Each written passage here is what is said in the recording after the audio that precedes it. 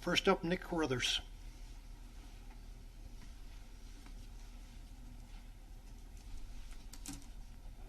Council, thanks very much for the opportunity to speak. I'm actually representing Poway Voices, which is a number of citizens who have some concerns about the city's failure to adopt a compliant housing element and the severe consequences that can result from that failure. So everything I'm saying has also been submitted, so it's in the public domain for people to read. And can you hear me now? Okay. Sorry. So everything I'm going to say was in the letter that was submitted, so I'm going to actually go through that really quickly. So our biggest concern is the city's failure to adopt a compliant housing element and the possible consequences that can result from that failure. So some timelines. The sixth cycle housing element was due in April 2021. Poway adopted an element in August of 2021, which was submitted and found to be non-compliant. A revised draft was submitted to the state in October 2022, and to date, as far as we can tell, that draft has not passed state review, and as far as I know, no further revisions have been sent to the state that we're aware of. So the city did receive a letter from the California HCD in August 22, warning of the consequences of falling short in adopting or failing to comply with previously adopted housing elements. This is possible legal suits, attorney fees, financial penalties, which can be quite excessive. The loss of permitting authority, which was particularly worrying since it would suspend the locality's authority to issue building permits, grant zoning changes, and other variances.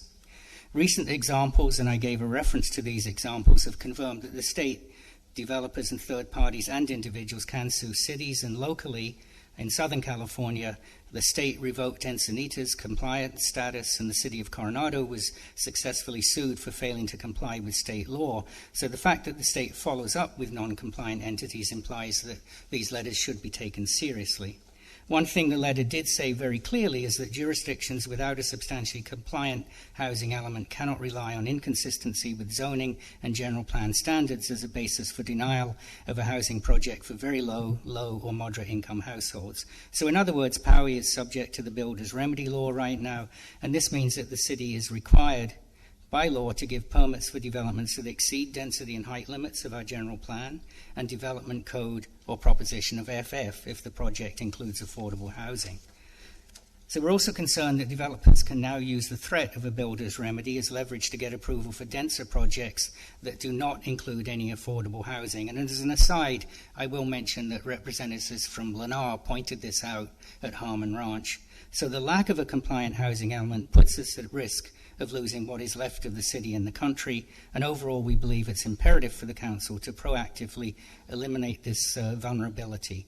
And we would like to see an update both on the situation with realistic timelines to address the issues and some statement of progress to date. And 3 minutes. Time's up.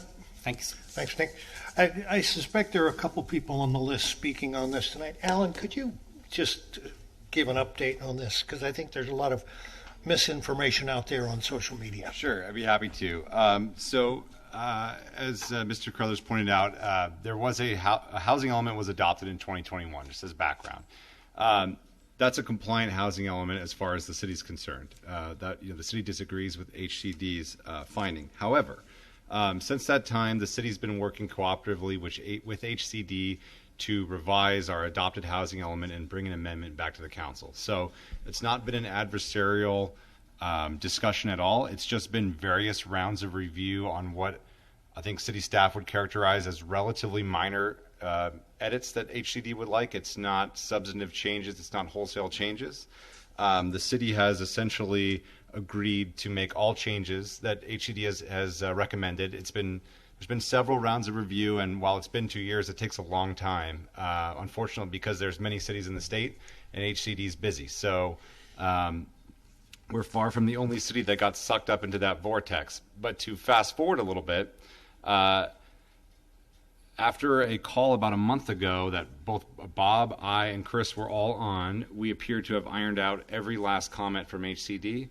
The most updated, revised, proposed housing element has been submitted to HCD for informal review. We expect to have that back shortly, and we'll post that for public review, as well as eventually bring it back to this council to adopt amendments to the already approved housing element that was approved in 2021, likely in the first quarter of next year. So it's been a long process, unfortunately. A lot of it is out of our control, but it's been a collaborative relationship with HCD, and we're almost on the finish line. And just for the public and for any developers, we do not believe the developers' remedy would apply here because, again, we have an adopted housing element. This issue has been litigated in the trial court, and I believe that the builder's remedy, I said developer's remedy, the builder's remedy would only apply to a situation where you don't have an adopted housing element at all. So the city hasn't been threatened with that, and I think that sort of speaks to the fact that that's not on the table. But, of course, potential consequences of not having a certified housing element are grave, and that's why we've been taking it seriously. Thanks, Alan. So just to clarify, within the past month, the city met virtually with HCD. That's right. Yeah. And you expect their comments back on the initial submission in the next few weeks or January? They said a couple days. Yeah, it's a couple days. Yeah. Okay. Thank you. No. Next speaker, Peter Neal.